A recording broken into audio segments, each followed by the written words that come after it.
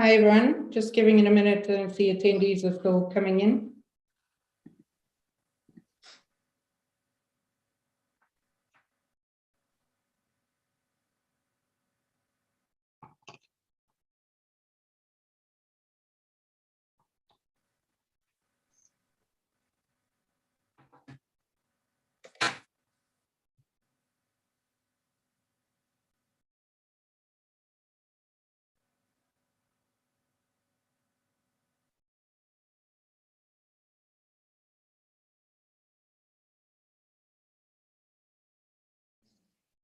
Great, I think we'll get started. There are still some attendees joining. Thank you, everyone. Great, I see you started using the chat function already. Let us know where you are. We're excited. Today we had registrants from 30 countries and about 70 different companies. So thank you very much for joining us today. This is our third webinar of this year, titled How to Conduct an Effective Supplier Development Program. I'm Taryn, and as it happens, a few weeks ago, I thought a childhood dream had come true when I went along to a client visit, and I didn't even get to introduce myself. They said, "Oh no, we know you, you're the one who does the webinars." Yeah, I thought I was having my moment like I was a Hollywood star.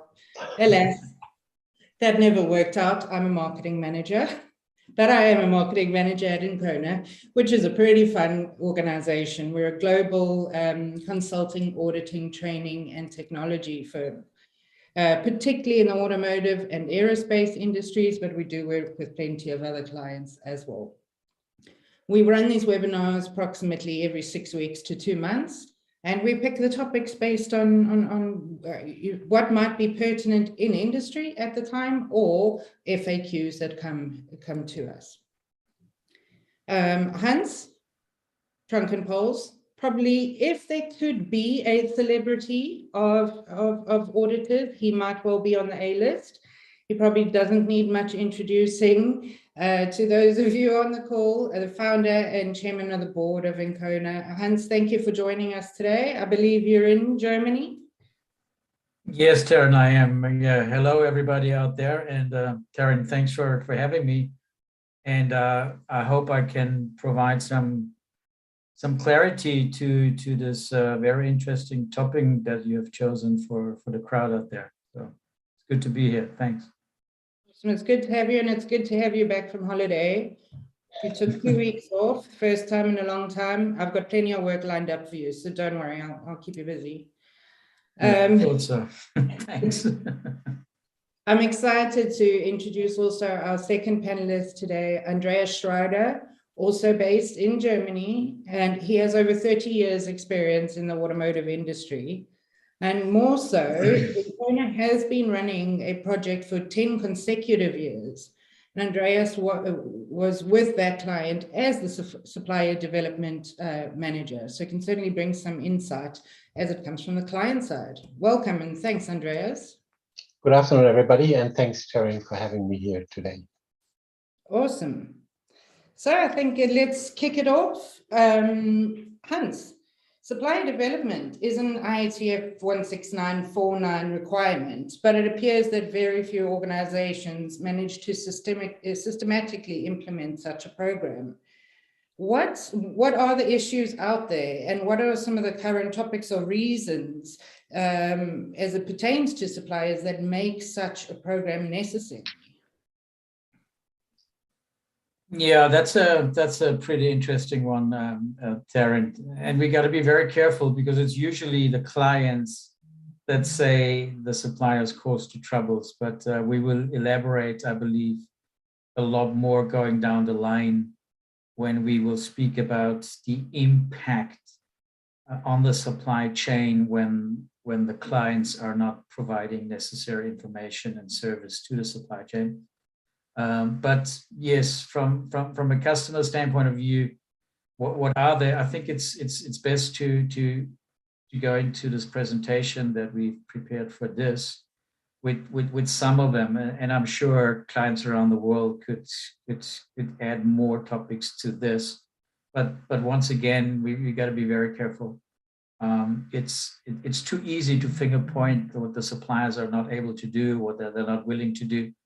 You really got to have a close look on this, and this is also why supply development is so extremely powerful if it's done correctly, to understand on both sides that to understand how the negative impact hits the supply chain if the quality of all necessary information into a project with a supplier is not provided by the customers. And there is just as many examples out there that we could roll out than also from the supplier. So it's not a one-way street. We got to be very careful. But I think as we go forward in this webinar, we will also elaborate on that, how important the quality of an input into any supply chain supplier is to drive successful projects and having a safe launch at a later stage. But these would be typical issues that clients would like to address.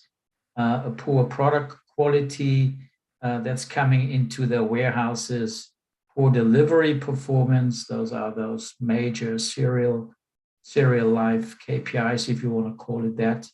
Lack of competitive pricing, which is also connected to other topics that we will speak about. Slow transition progress into an industry 4.0, which is very much linked also to the competitive pricing. And what we also hear a lot out there is that suppliers are losing more and more investment power into the future, which is connect also to industry 4.0 transformation, especially from below the tier 1 level, tier 2 and tier 3, and then an ineffective management system performance, which hits the complete automotive industry. So that is also not a very supplier specific topic. Ineffective management systems, according to IATF, we find starting from the OEMs throughout the supply chain.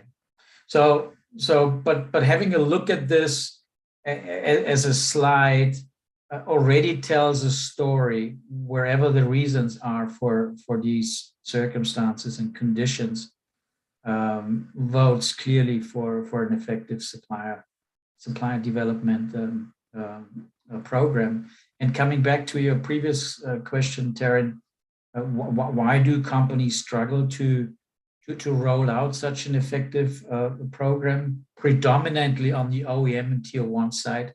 I would say they would say it's cost on the one side, and on the other side, they would say it's too time consuming. And this is what we all need to understand. Supply development is not a quick shot and solve a problem that has popped up somewhere during the product life cycle at a supplier. So you need a deep and long breath to really get the benefits out of supply development. But this is typical what management nowadays says, and I do understand that to a certain extent, is because we find ourselves in very, very difficult times. And just like Andreas, I also find myself in this industry since 30 years, and I must tell you, I haven't seen this industry in a situation in 30 years like we have it today. It's really a challenge. But yet again, and this is why management usually says, what is the cost of doing it? And I think the more correct question today should be, what are the costs of not doing it? And because cost implications are coming down the product life cycle for every customer in any case. So if you spend it as a preventive measure, okay, or as a reaction, that's usually 10 times higher than the preventive approach. And supply development is a preventive approach. We have to be very clear about that. So the question, the way I look at it is, and we should ask ourselves, what are the costs of not doing effective supply development? Yeah, Absolutely, very, very good point there. And Andreas, what's your point of view in this? I mean, you were actively managing the supplier development program at a global organization. Yeah, that's correct. So we did a lot of supply development programs together with Hans over several years, 10 years in total. So what Hans just stated is completely correct. So these warranty or severe quality issues, they are the reactive trigger to supply development, but they are coming more from the negative side. So if something happened, then you need to react on that. But Hans just mentioned the prevention. So it is also important to see the supply development as an active task in the strategic supply chain management. Because doing it this way as an active task, this will drive the failure and the cost avoidance much better. On top, it is a positive environment that we are working in then. But you also should not forget that besides the resource topic, it's also a matter of trust between supplier and customer. Because both sides, they have to open their books and they need to listen to each other. And this is not obvious today, or it even hasn't been obvious in the past. So you have to work on the trust. But being said that, you cannot become best in class without your suppliers. So you have to involve them as well. I think you've just hit on two key words, phrases that I heard loud and clear: an active strategy and a matter of trust. Yeah. So I think before we proceed further, just Hans, so that we can define it for everybody on the call, there are so many terminologies out there: supplier quality assurance, supplier quality engineering, supplier development, etc. Is there a clear segregation of which is which, what is what, and where does supplier development specifically fit in? Yeah, Taryn, that's really sometimes very confusing. And over and above the three that you just mentioned with supplier quality assurance and supplier quality engineering and supplier development, over and above, there is also different terminologies that the OEM or tier one customers use. So I'm not surprised why this question is coming from your side. But I think there's a couple of, I think generally there is a misperception out there with regards to supply development, because it mingles and mixes with overlaps, if I may call it that, with other activities that a typical supplier quality assurance engineer or auditor does have. So I tried to get a little bit of a separation here. So on the left-hand side, that typical SQA activities, if you want to call it that, we do pre-qualification of suppliers for new projects, specification reviews, supplier audits, monitoring is also part of that, inspection and testing, also in the project phase, if you want to call it that. And then, of course, problem solving. So problem occurs, SQAs swarm out and try to fix the problems with the suppliers, if you want to call it that. And then they do also, of course, the verification and the follow-ups of corrective and preventive actions that derive from troubleshooting or problem-solving activities. And that's, and don't get me wrong, that's a hugely important task. So supplier quality assurance is a must. Okay. I just want to elaborate where supplier development, supplier quality development goes over and above. And there is certain overlaps. And it starts with one, which to me is the absolute key. And Andreas, you probably vouch for that as well. It's amazing what the building of a sustainable relationship between partners of a customer and a suppliers can achieve. It is absolutely mind-blowing. Mhm. The area, how you can build trust in just being, and Andreas said that earlier, just being honest to your supply chain, all hands on deck, understand that customer side is also not a clean sheet. They're also humans, so humans make mistakes, but the input mistakes into the supply chain have terrible impacts throughout the product life cycle, starting from the project management.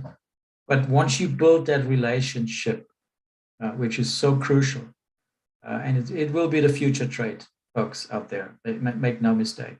The ones that understand and vouch for building relationships with your valuable partners and suppliers will be the front runners in the future. There's no two opinions about it. Number two, clients are also open to learn from suppliers. And we will elaborate on that, folks.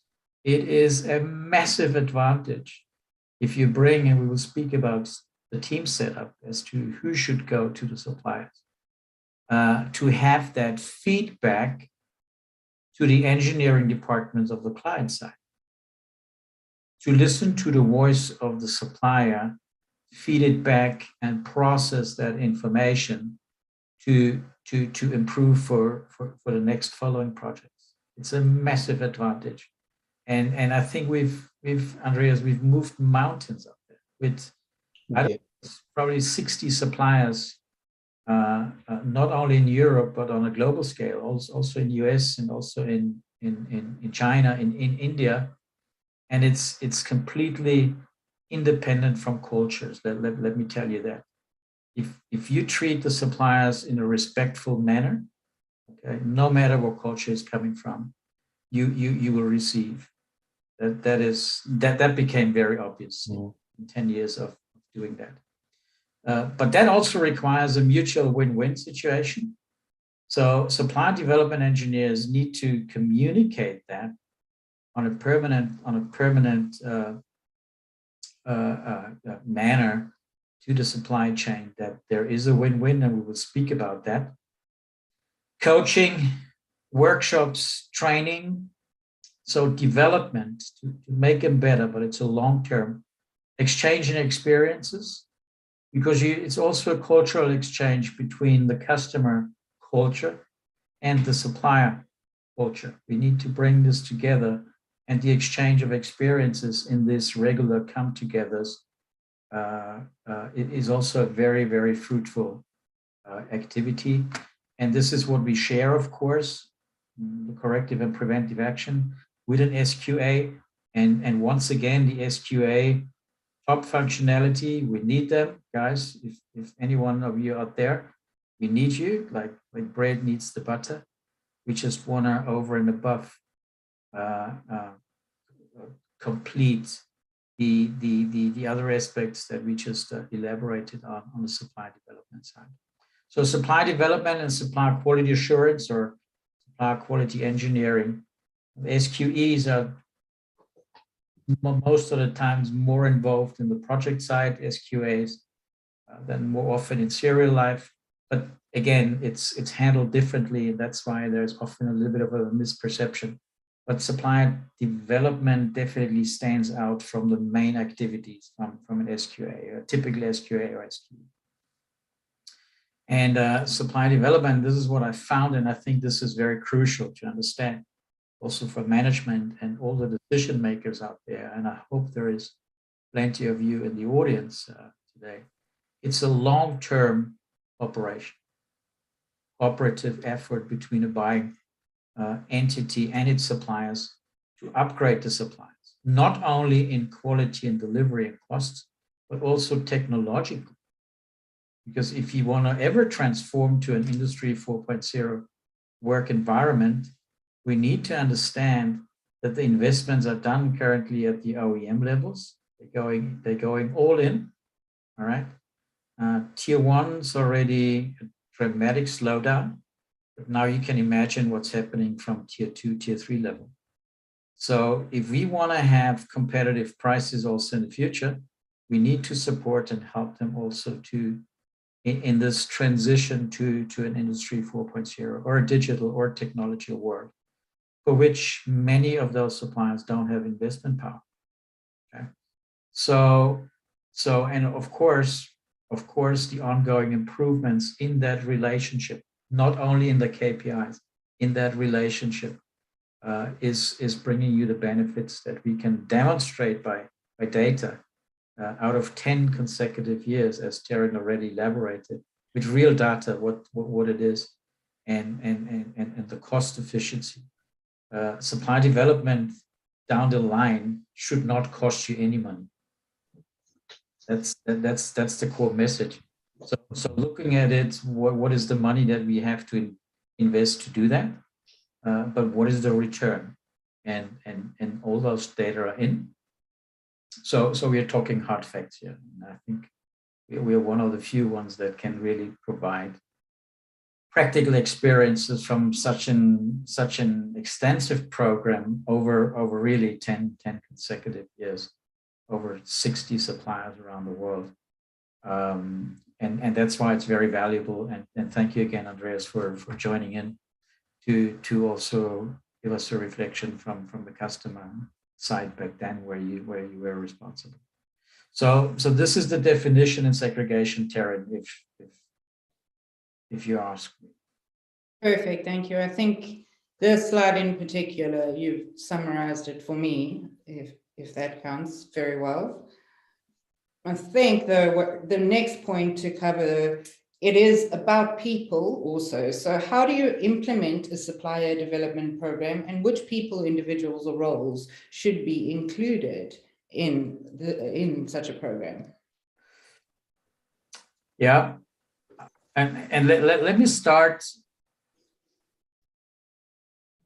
to repeat what Andreas just said a couple of minutes ago. If we don't get the buy-in from executive members of the client organization, then don't bother to proceed. Just save the money.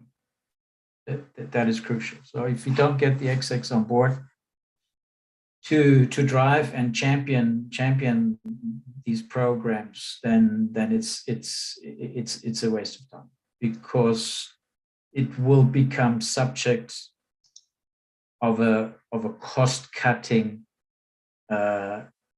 activity long time before you harvest any benefits from supply development. So we need a deep and a long breath for that. Consequently, without the top dogs coming to the party, all right, it will be a waste of time. Don't even consider. And this was very good in this company that we are referring to then, because we had the executives on board, not only for committing to it and signing it off, also personally. And that makes a difference. Okay. So coming back from the customer side, this is how we operated, and the only way to suggest, and I can also tell you why. So we need from the customer side, supply development champion, maybe a CEO or a COO, some sort of executive member, usually purchasing or supply chain. Okay, simply because these guys, these top managers, are responsible for the suppliers and the supply chain. So preferably some executive in purchasing or supply chain. Sometimes it's combined with logistics, but that's a necessity. All right. Without that, that's a showstopper right away. Don't even proceed. We need the responsible buyers for the suppliers that you want to develop, the quality engineer that can be an SQA as well, and this is where we have the overlap, but there is some benefits I will elaborate on later. Then hugely important, depending on if you have design authority, you do product design, bring the design engineer. Design engineers, guys, are typically completely disconnected from the supply chain. Very often, yeah. And they're so far away. They're brilliant guys that they're just not connected with the manufacturing process and technology. And if you look into the basic responsibility of a design engineer, it was actually provide a product design that is made for manufacturability under process capable conditions. That's his job. Not just to provide a CAD file or a drawing and throw it over the wall and say, build me a process around. And consequently, the design engineers in projects, for new projects, need to be merging a lot strong and a lot more with the technology where the products are produced or assembled, whatever the case may be. So, and that was a wonderful, wonderful experience, because they more and more opened their minds and could see how product designs affects now the manufacturing process at the suppliers by having unrealistic tolerances and what so forth. And you must understand, just in case you think now, well, but they go through a feasibility study and they sign it off. But I can tell you, Andreas, correct me if I'm wrong, but and they said to us, the majority of them said yes, but we also fear if we don't sign the feasibility off, the project goes to one of our competitors. So that's also a very, very fruitful information fed back from the supply chain that needs to be considered at the customer side. So why? So we have to break down those fear levels so that they can pull the plug and say, this is not possible. Okay. So design engineer, hugely important, sends your engineers through a massive learning curve. If you're not responsible for product design, okay, bring somebody from engineering. Mm-hmm. All right. They need to understand what's actually happening in the supply chain and in their technology and in their processes. And then, of course, the supply development auditors and trainers. It doesn't have to be individual, can be a team of internal, external, combination of whatever the case may be. So this is a supply development team, should be a supply development team from the customer side that executes this program towards the supply chain. And from the supplier side, as Andreas rightfully and correctly said earlier, you also need that champion to drive it from the supplier side. So there's got to be a mutual commitment between customer and supplier, which is difficult enough anyway, because in all honesty, when you talk to suppliers and you talk about their customers, that's also not always happy days for a variety of very valid reasons. So we need to bring people together. Okay, we will suck up all our egos and all our business cases, because business case is fed through that relation going forward, which is the future core in any case. So we need that supply development champion and a managing director or a plant manager, executive, the top dogs. The quality engineers at the supplier, needless to mention, also logistics. Logistics is becoming more and more a complex environment to operate in. And it brings customer and supplier together. There's lots of customer communication in the logistics area, as you well know. Production interface we need, of course, and project management or engineering from the supply side as well. So there's quite a fair amount of faculties or functions, I should say, that should be ideally involved in supply development to really get all the benefits out of it, because over and above, it is about bringing people together, exchange, help one another to understand where you're coming from, where I'm coming from, and work together as a team to get to this mutual benefit for both organizations. So that's a team setup, Taryn, that I would like to to suggest if anybody's interested to roll such a program out. Yeah, it's very interesting, and thanks for sharing both the customer and supplier side. I can see why companies might struggle to implement it, though. It is pretty resource intensive, and we all know resources are limited. But I mean, how should they go about implementing such a program together with their suppliers? I assume it's a long-term approach. So what steps should they take? Yeah. Long-term approach, just to give our audience out there a little bit of an indication. Supplier development should not exceed a certain amount of time, because over time, and we had that before, Andreas, you remember, a loss of focus. Yeah. If it's taking too long. So realistically, a realistic lead time from all the experiences we've made would be around 6 months to maximum 8 months at the very max. But six months is something that we should aim for. Just to get this clarification on the lead time. But coming back to the question of yours, it's basically a 5-phase approach, which includes, of course, very, very important, the purchasing and procurement departments of the supplier side. And we like to call it this the concept phase. Okay? And you need to identify certain criteria that you want to apply in order to select the suppliers you want to involve in supply development. You very unlikely want to develop each and every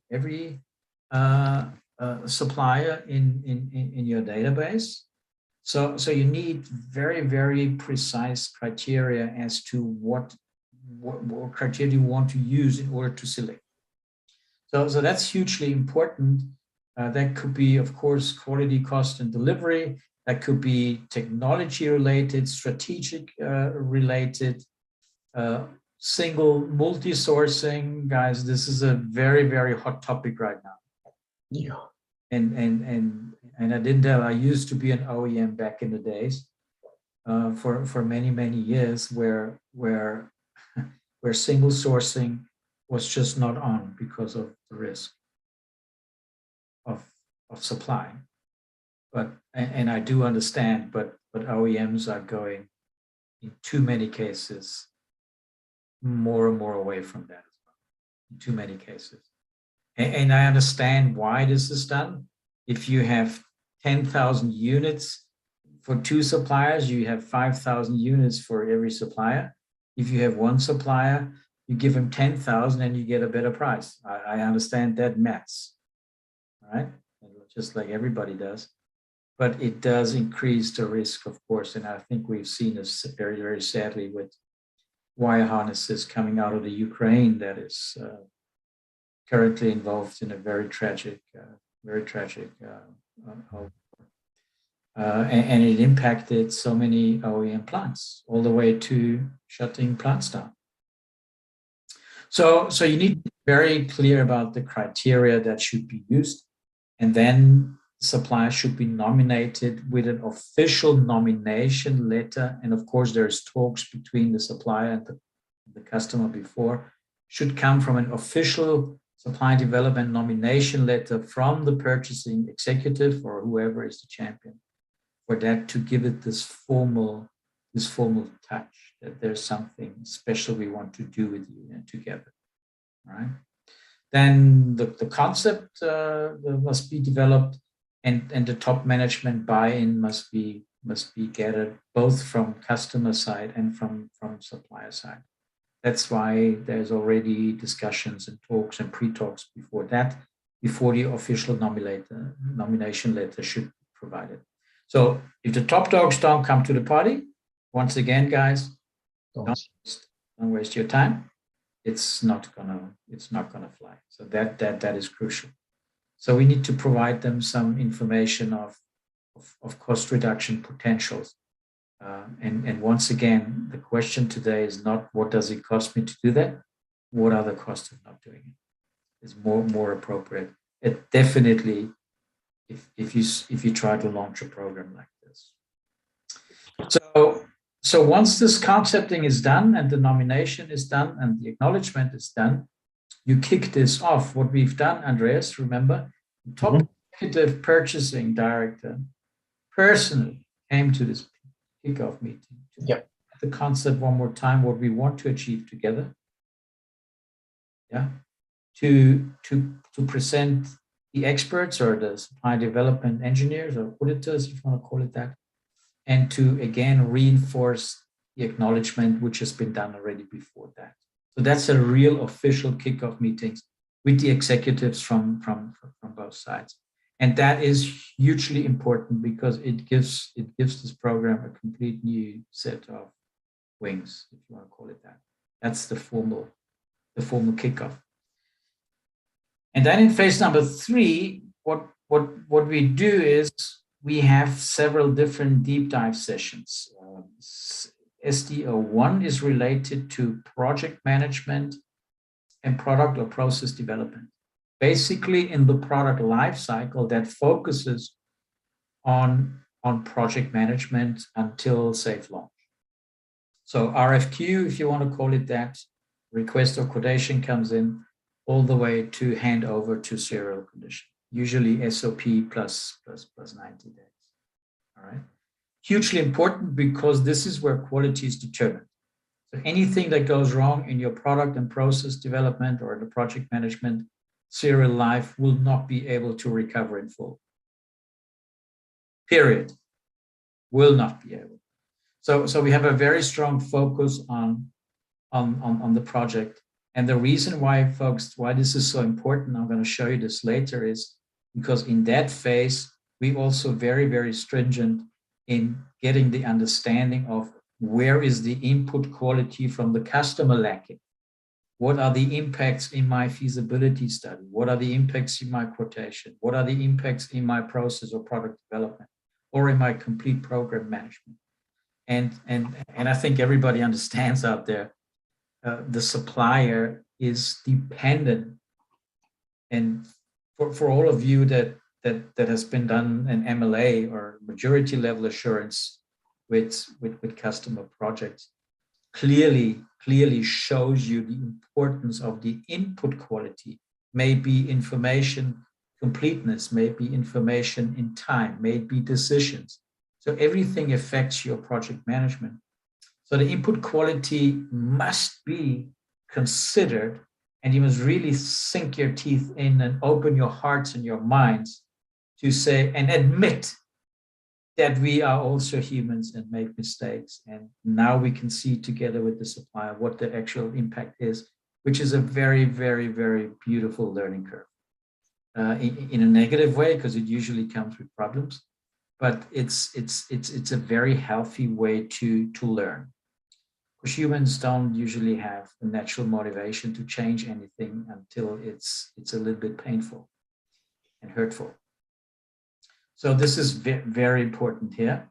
The deep dive number 2, so 2 to 3 days, depending on the complexity of the products, complexity of the processes, company size, 2 to 3 days.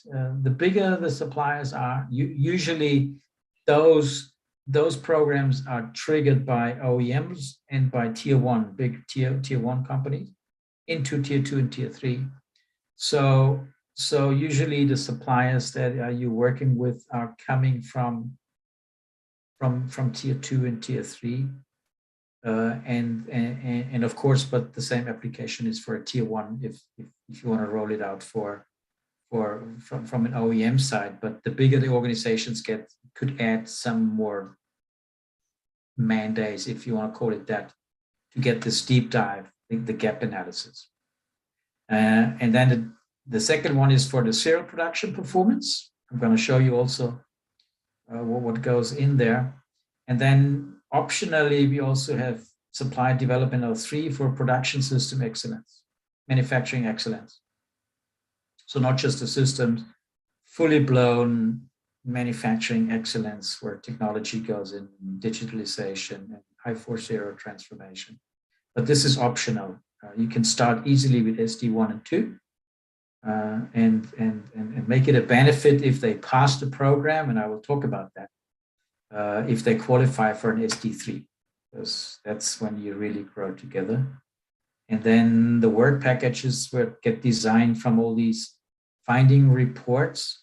Just to give you a brief idea, out of these deep dive SD1 and 2, you usually collect somewhere between 60 and 100 nonconformities. So that's a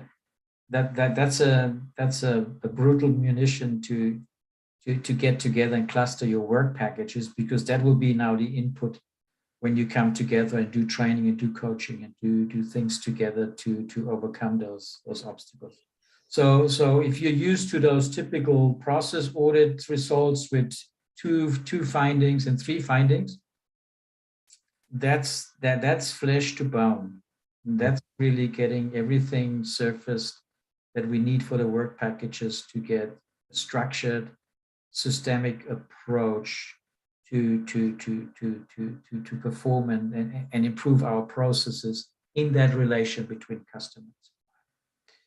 Then the implementation, as I just elaborate, that can be trainings, that can be coachings, that can be all sorts of activities based on the work packages that came out of the deep dive gap analysis, if you want to call it that. And what's also interesting, in those 6 to maximum 8 months, you permanently monitor the supplier indicators of PPMs, of on-time delivery, of whatever KPIs you agree in their concept and you commit to amongst the top management on both sides, just to see where this is going over a period of several months. And phase number 5, the closure, is what we do, what we've done, Andreas, those final trend review meetings. Mm-hmm.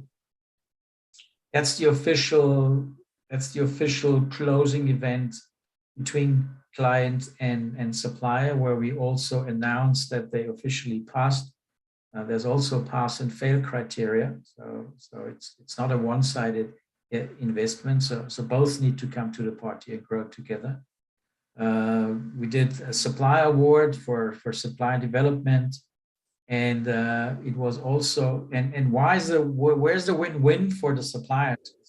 Because what we were aiming for is, one is to switch them to a level 1 PPAP supplier, which is not so much the reduction of paperwork, because the paperwork still needs to be done, but you just submit the PSW. But it's very important for them to be seen as a level 1 supplier, because they're proud, because it's a level of trust. And trust is what we are lacking. We don't trust our suppliers. It's a problem. And that, Andreas, was an extremely nice experience we made, how proud they are after so many months of working together to become a level 1 supplier. Yeah. Although they still needed to do and produce all the documents, but it made them proud. But what's the more choose is into the future business wins, and that's something we really worked on. So suppliers that passed that supply development program successfully and showed the performance over time, that was linked also to purchasing volume. And that has a variety of advantages, because for the supplier, they can do a better investment planning, personal planning, if they have a bigger volume coming forward in that relationship. And you must understand one thing: the OEMs didn't understand. I don't think they did grasp that situation in full. Back in the days when I was an OEM, we had volumes. We had volumes of components. And there's one thing for certain, and every person involved in this industry will know that when you're a supplier to the automotive industry, you need volume, because the part price per se is, how do you say it, politically correct?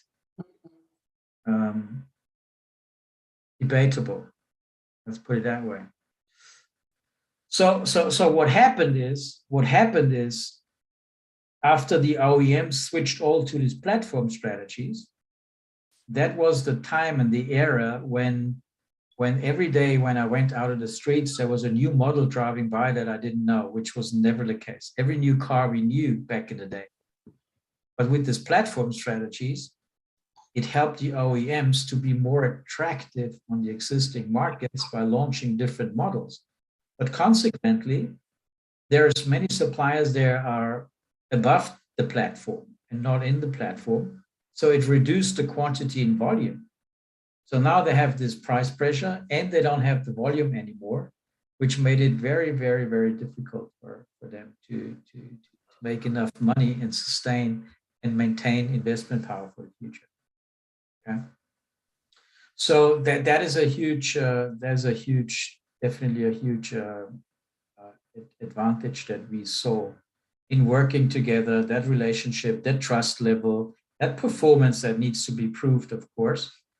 What they gained is better planning quality because businesses, let's put it that way. And I would like to, that's also that question from Taryn. So this is the program per se.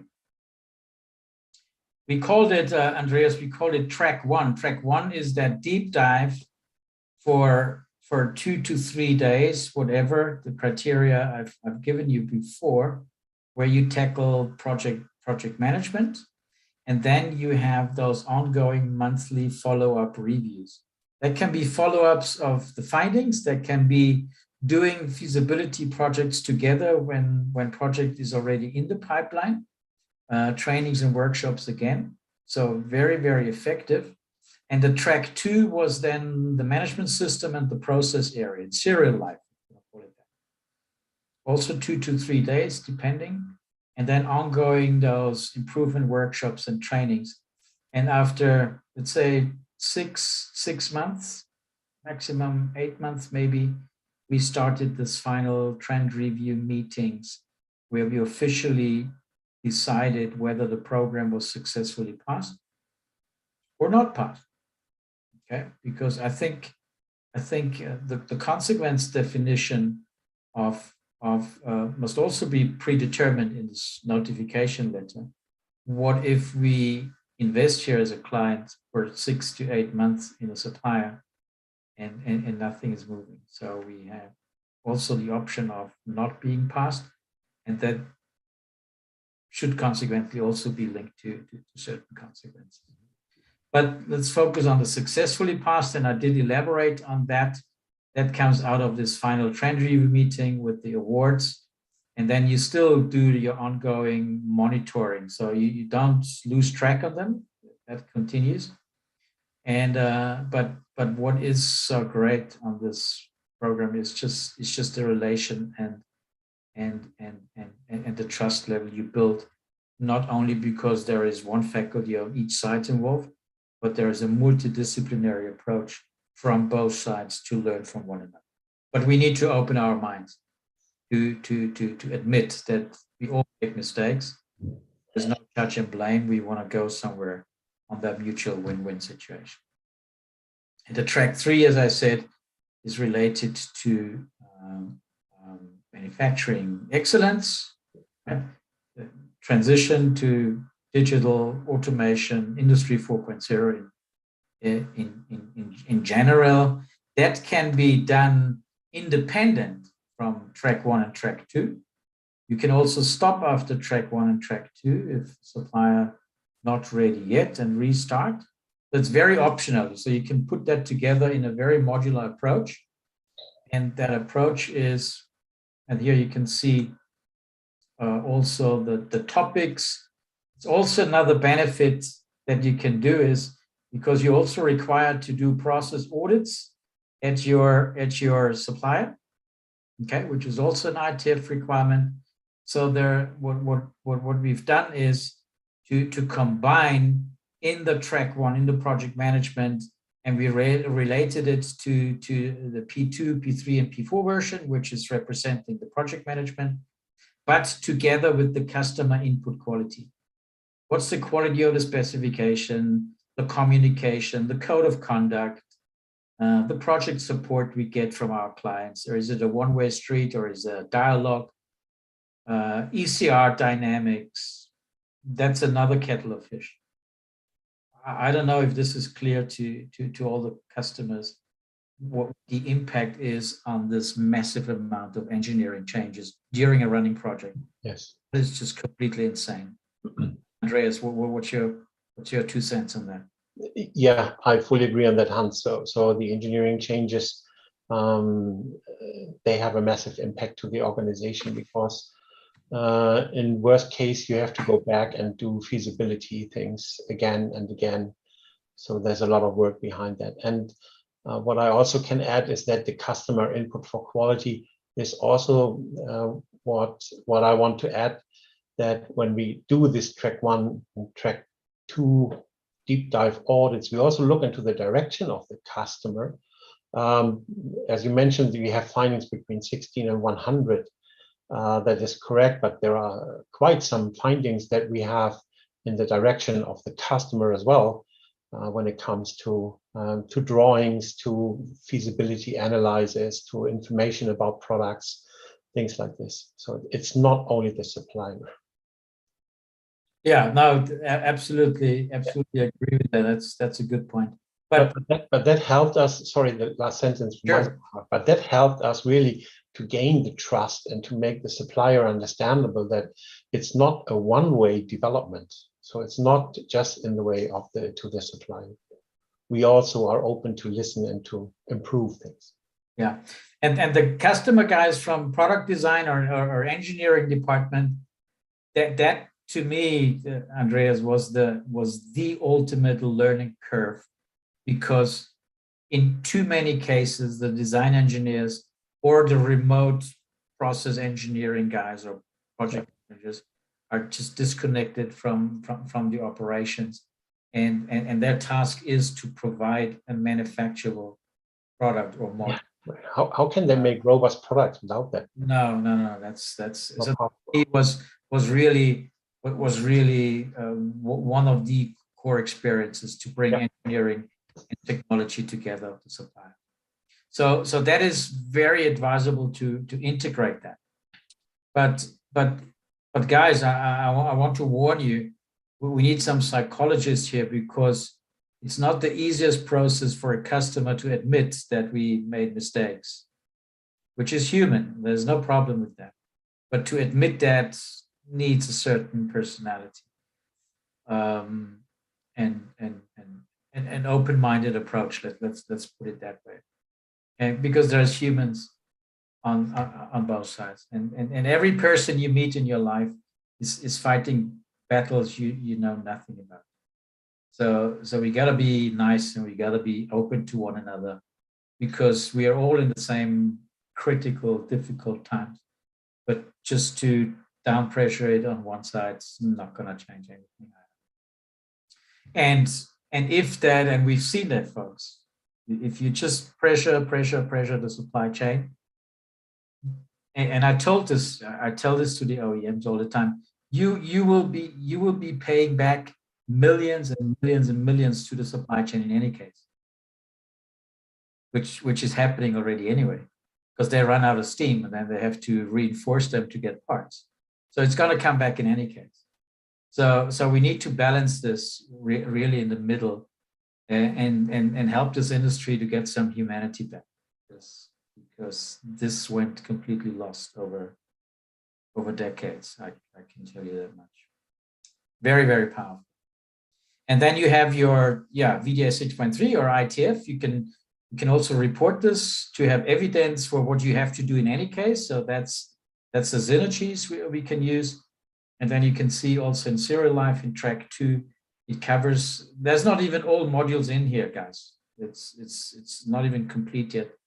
But just to get an idea of what are the covering points that we get out from these tracks or deep dive audits, and then go into the work package.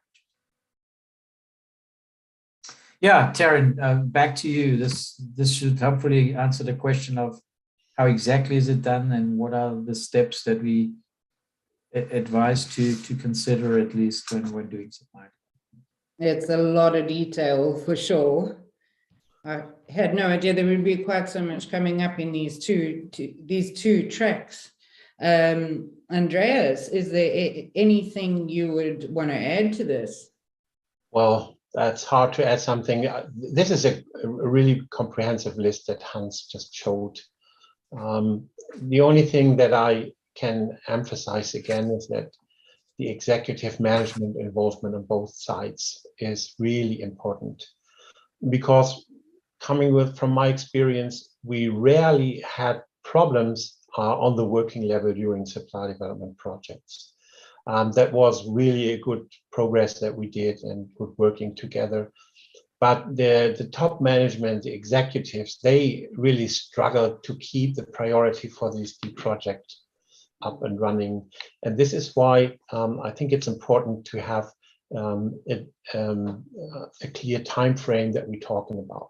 I mean, this development, it will never end because it's a development, but it is the process that we trigger, that we start in the 6 to 8 months. That's what we did, and then the supplier has to work on this for sure. Yeah. So, yeah. Being said that, you need to have regular supply development performance reviews by the top management on both sides, supplier and customer. And the customer, as we spoke in the beginning, we also need to put this as a strategic target, and it should be reviewed during the management review regularly.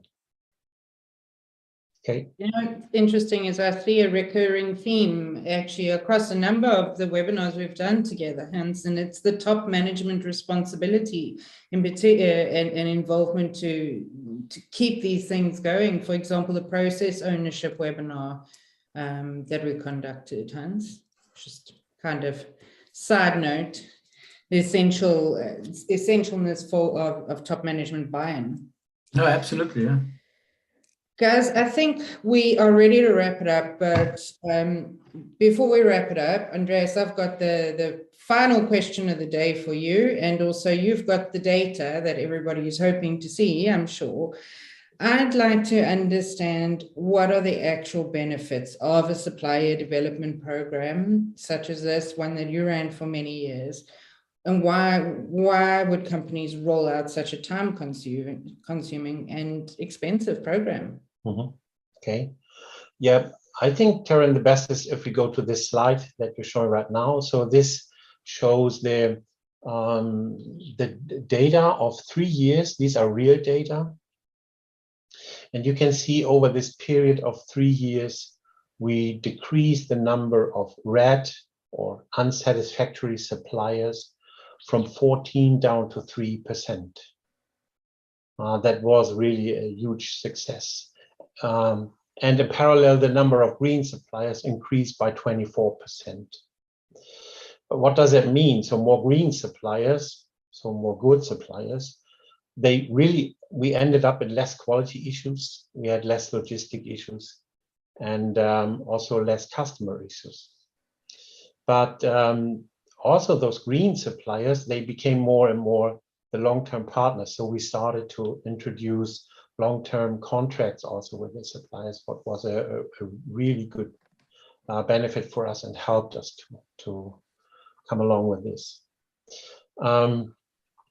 But also those green suppliers, they became more and more partners in terms of engineering and best practice suppliers. So we learned a lot from them, and they were open to share this information with us. But important is that besides all the supplier development activities, it was not only that made big improvement possible. We also had in our internal organization a change, because when they realized that supply development is making improvements. And so we really had all the other plans, the engineering guys, the purchase, that besides the projects, the supply development project that we're running, they came and asked us questions. They asked for support. They asked us to give input on some supply development related topics. So we had a change in our entire organization after that moment when they realized, oh, supply development is not that bad. So it helps us to get better. So the communication between our organization and suppliers increased a lot in a positive way. We had good discussion and feasibility analysis on quality issues and so on. And what Hans said, one of the key was really to make clear that everything we do is we do without judge and blame. So that was really important. And also the suppliers, they started to understand what does it mean to take responsibility during such a project. So they started to ask good questions during feasibility analysis instead of saying, there is no problem at all because I want to get the business home. So that was really helpful. And finally, we really had an amount of suppliers that then became part also of our internal projects when it comes to zero defect workshops. So we invited them to do with us together zero defect workshops. We had design improvement scheme where the supplier was really a part of it, and we came up with a lot of good ideas. So there is a lot of benefits in the supply development, definitely. But again, don't forget, it's not should not be triggered just from the reactive way. It also should an active supply development, strategic. Okay. Absolutely, and that's what you brought up at the very beginning. That is exceptionally impressive data from such a long project. That it's awesome to see, and thank you for sharing, guys. So that's it for the end of our presentation for today, but we've got a few questions. Please allow me to just catch up there quickly. And load shedding just happened in South Africa, so the room's gone dark here. Right, got them here. A question from Surah. Based on your experience, which supplier KPI should we assign? And I took note that this was asked at the time when you were speaking about deep dive audits.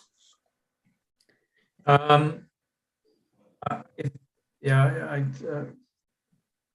existing typical one out of serial life with your PPMs and your on-time delivery, there is nothing wrong with that.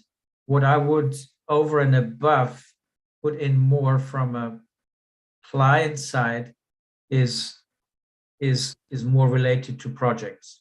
You need to understand, as a supplier, there is no better way to disappoint your clients than being not on top of the game during project work already.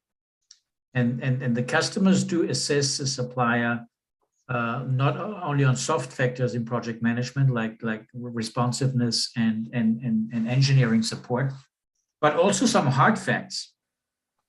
And what I would suggest, what we used very successfully is a PPAP submission on time or submission level for customer milestones. Could be a very useful one. That would represent your timing, and the quality is very important. Is your FTT rate, your first time through.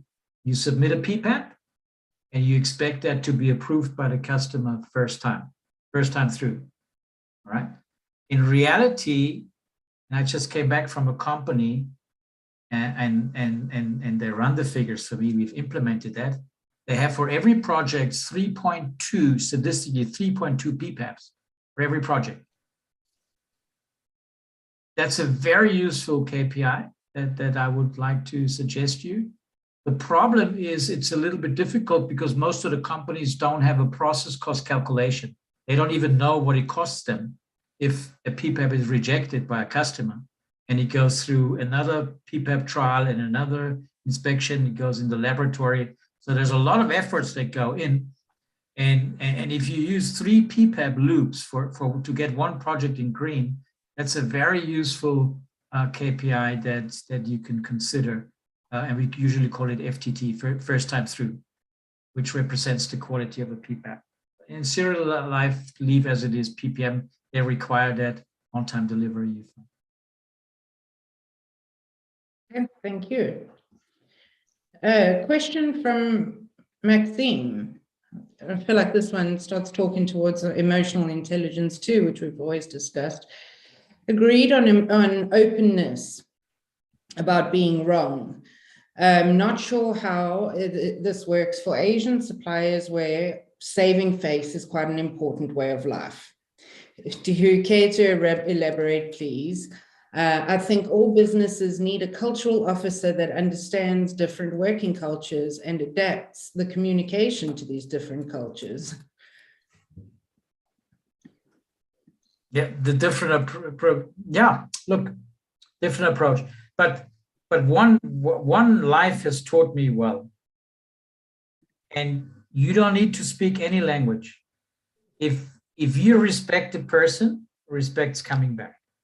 And that's not always the spoken word you use. That's your body tension, that's your energy, that's your open-minded approach, which creates energy, which everybody senses in any case. And on that mutual, respectful level, Andreas, I don't think anywhere we went, we ever had really issues in that. But potentially, I would agree with the person that raised the question. Could be slightly different, but respect wins in every culture. That's what I learned. Period. Absolutely agreed. Yeah. I've got a second question here from Maxime, who actually put that one forward. Andreas, you might not have the numbers to hand. Perhaps we could send an analysis of this afterwards, but very interesting point. Interesting chart, 3 years of real data. Wondering if there are any details about the length of collaboration with the suppliers, the long-term suppliers improved in time, or the new suppliers more fit for the job, as well as the age of the suppliers, if they are established suppliers and new players. Did you note any pattern?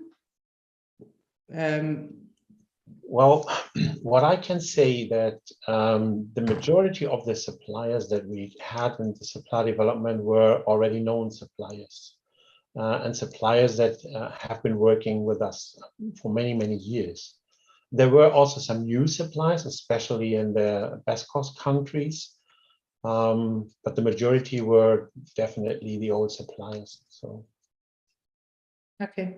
The age of the suppliers, we were very, how can I say, in my company, we were very long-term connected to our suppliers, which was not always good, but in this case, so we also made it possible to improve and to make changes with suppliers that were delivering for more than 10 years already to us. So. Okay. I think that answers that perfectly. And next question from Merv. Do you have any approach on how to choose which suppliers to develop? For example, new or old suppliers, or any other approach? Andy, do you want to take that, or do you want me to? Well, yeah. As I said in the beginning, there was a supplier strategy that we had. Based on that one, we selected suppliers. So we were looking for suppliers where it would make sense to have long-term contracts. Of course, the performance was an indicator as well. How is a supplier performing over the last month and years in terms of quality, logistics, and so on. And as well, we were looking for some suppliers that we took into the supply development program, where we said we think they have the ability to become a development supplier for us, so they can take more responsibilities in the development phase than just building something to print. Yeah. Thank you. Hans, did you have anything else you wanted to add to that one? No, perfectly fine. Thanks, Chair. Perfect. I've got a question here from Douglas. What is the driver or mechanism for best practice suppliers? For example, complaints, failures, PPM, etc. Our company uses negative complaints and failures. Do you know or could you recommend one that is better? Yeah, well, of course, you need to take a serious look into this negative examples as well, how the supplier is dealing with that. But when we did these track 1 and track 2 audits, we also had a very deep look into the organization and into the processes at our suppliers. And we often found things where we said, wow, this is way better than we do. So let's make this as a best practice also for us. And then we did a small workshop with the suppliers and figured that out, how to do that. And yeah, so that what I want to say is that also from these deep dive audits, track 1 and track 2, you can gather positive and best practices.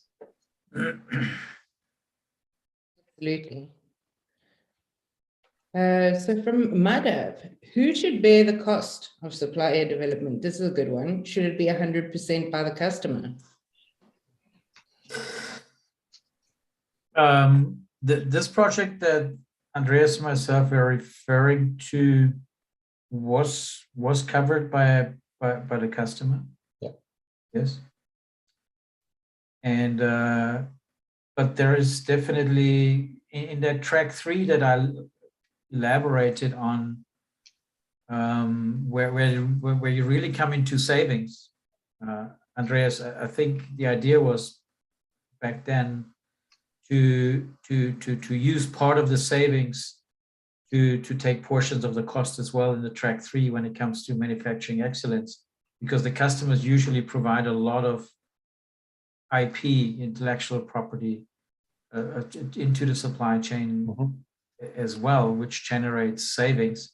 So the idea was to get portions of that saving and reinvest in supply development to have it, because it's a mutual win-win. So at the beginning, track 1 and track 2, the client took 100% of the costs. Going forward into track 3, when it comes to manufacturing excellence, transition, industry 4.0, there was a split concept. Not necessarily 50-50, but at least a portion of it to demonstrate and commit that we're all on the same page.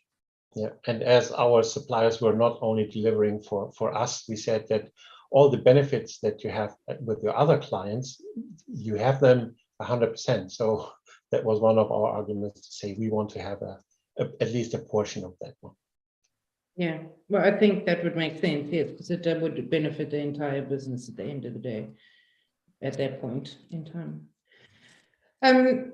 Thank you very much, Hans and Andreas. That's the end of the questions for today.